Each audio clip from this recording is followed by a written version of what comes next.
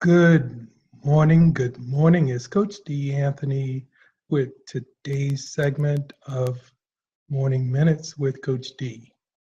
And today's topic is refusing to believe what's true. So I came across a new quote this morning that probably will be listed among my collection of favorites. It is by Soren Kierkegaard. I butchered that name, but Soren Kierkegaard. And it simply says there are two ways to be fooled. One is to believe what isn't true. The other is to refuse to believe what is true. So there are two ways to be fooled. One is to believe what isn't true. The other is to refuse to believe what is true. So think about that for a moment, particularly the second part, refusing to believe what is true. Now, when it comes to the grief space, the main example of this that comes to mind, this is something that I've seen time and time again over the 5.5 years that I've been supporting this area, is people become convinced, whether it's because of their own experiences, because of things that they've heard, because of lack of progress in the time that they've been grieving, they become convinced that recovery, healing, that these things aren't possible, that this can't be. And so whenever the topic of healing comes up or grief recovery comes up, there is an immediate pushback that says it's not possible. It can't be, there is no getting better. And what people don't realize, or what survivors don't realize, is in saying that,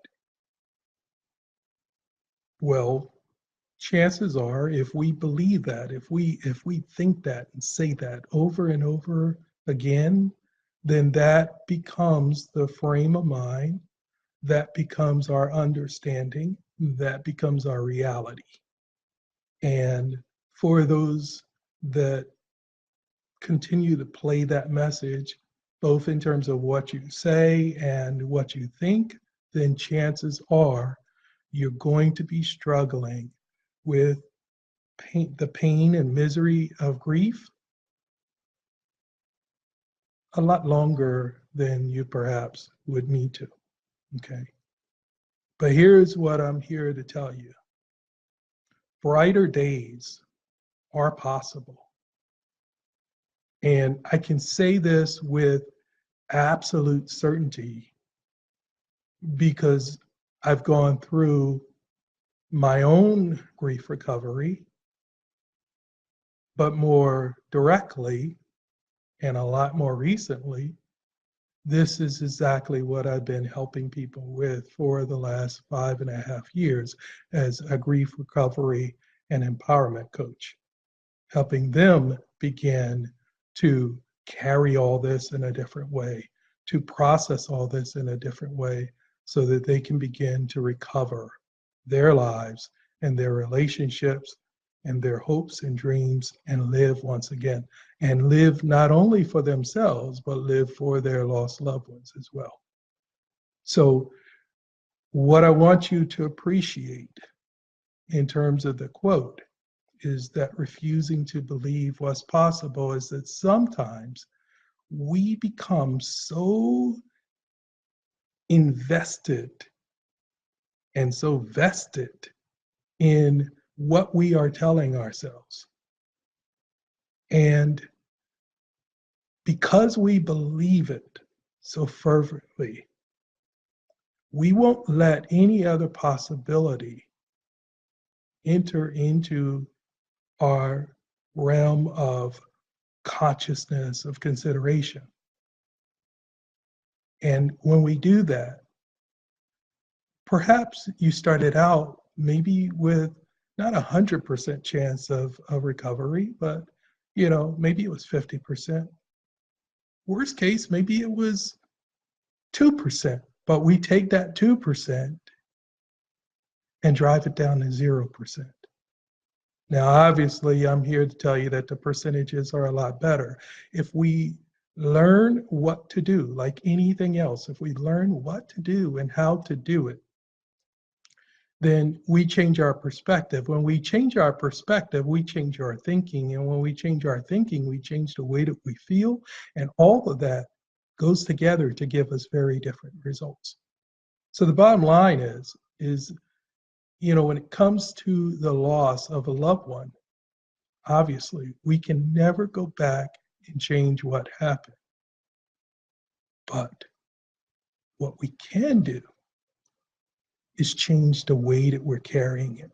What we can do is change the way that we're processing things. What we can do is change the responses that we have on a day-by-day basis. And changing those things will change in a big way the results we see in life. So we go from a situation where everything is pain and everything is struggle and everything is misery to a whole different existence where we are living more of an inspired life, taking that loved one and their spirit along for the ride with us, and living in a way that continues the very things that they loved, the principles that they stood for, and the happiness that they always wanted to see in you that carries all that forward. So we end up with very different days. Does that mean we never have tears? No, it doesn't mean we never have tears. But what it means is we have them a lot less often. And when they happen, it's not such a destructive and debilitating process. It is something where it's more of the memory and the honoring, and not the painful, destructive force that goes along with the rest of grief and guilt and all of those other negative feelings that we need to be able to work through. Okay, so I hope that begins to touch a nerve for you and helps you to begin to consider things in a very different way. There are possibilities. Life can be different, and you can learn how to carry all of this in a very different way. Back to the quote again, there are two ways to be fooled. One is to believe what isn't true. The other is to refuse to believe what is true. Okay? I'm here to tell you that better days are possible for you, just like they've been possible for all the people that I've helped over the last 5.5 years. Many of them initially thought that better days weren't possible for them. But after seeing time and time again, people learn how to process and carry and deal with this in a very different way, learn how to manage it better so that it stops consuming and overwhelming their life. And in that process, they start to learn how to live better, to feel better, to get their relationships better or back more effectively, and actually live in a way that makes their loved one proud. That's why I do what I do. And that's what I want you to know is possible for you as well. So if you have any questions, as always, leave your questions below. Any thoughts, if this sparks, I would love for this to spark some conversation and hopefully trigger some other possibilities from there.